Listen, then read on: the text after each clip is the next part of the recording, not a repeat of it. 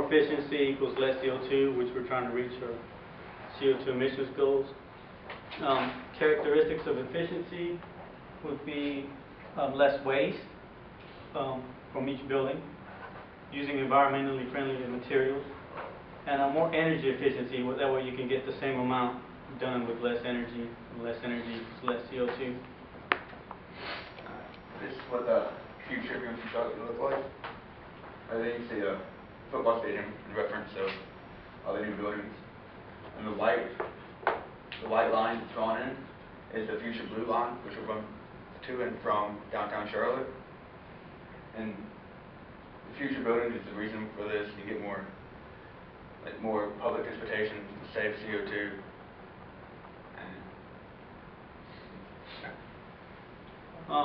We can went into recycled steel. All the buildings use steel. They use a lot of steel. When you recycle steel, you no longer have to mine the stuff you need for steel, which is primarily coal and iron. The less coal, all that coal that won't be used is less CO2.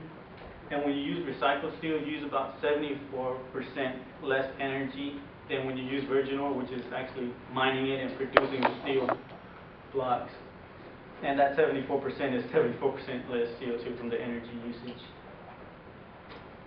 And with recycled aluminum, of course, a lot of aluminum is used in all the new buildings you've seen earlier. And if you recycle, you use a fifth of energy than using raw aluminum. And for 1 metric ton of aluminum you recycle, you save 10 tons of CO2. That's cool.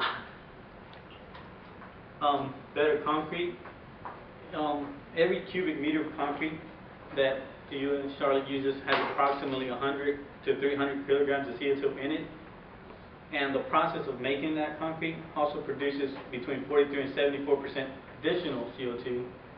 And one of the ways that we can reduce the CO2 footprint is, even though we don't make concrete at UNC Charlotte, we could purchase it from a supplier who uses it more efficiently, who maybe uses less CO2 than a competitor would. That way we reduce our footprint, help us achieve those goals. Of course, I talked about the blue line earlier, but the construction of it is $1.16 billion, and it's going to start next fall. It's going to be done by 2017. And just for I think it's 9.5 miles that is from here to downtown Charlotte. It's going to open up a lot of public transportation, save a lot of gas, and there's